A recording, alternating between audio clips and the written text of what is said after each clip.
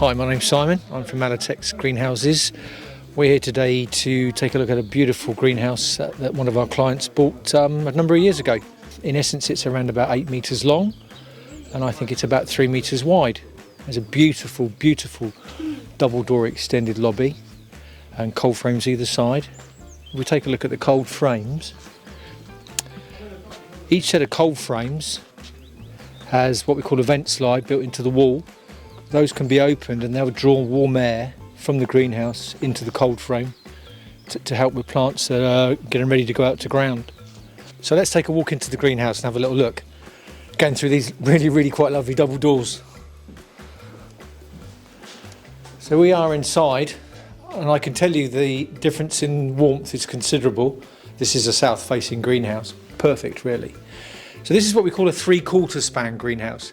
So it has a larger slope on the front of the greenhouse and a much shorter slope on the back. So it's sitting against the wall. It has benching either side, really quite useful benching, L-shaped on this side.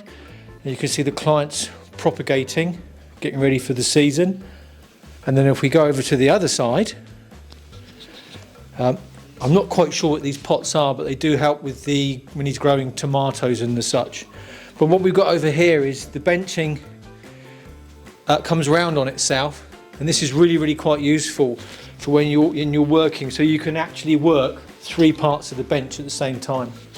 He's moved his succulents into that corner, which is wonderful. They're just soaking up the sun, that's lovely. So these are our standard vents, these beautiful cast arms. This is all standard in an Alitex greenhouse. So these are quite manual. So all you do with these is pull your pin, and then you can open to your heart's content. It wouldn't matter whether we had a greenhouse with electric roof vents, these will always be manual, and they're all you need. But you know, this is a particularly beautiful feature of our greenhouses, in that this is all cast. As is these things. Now these are called spandrels.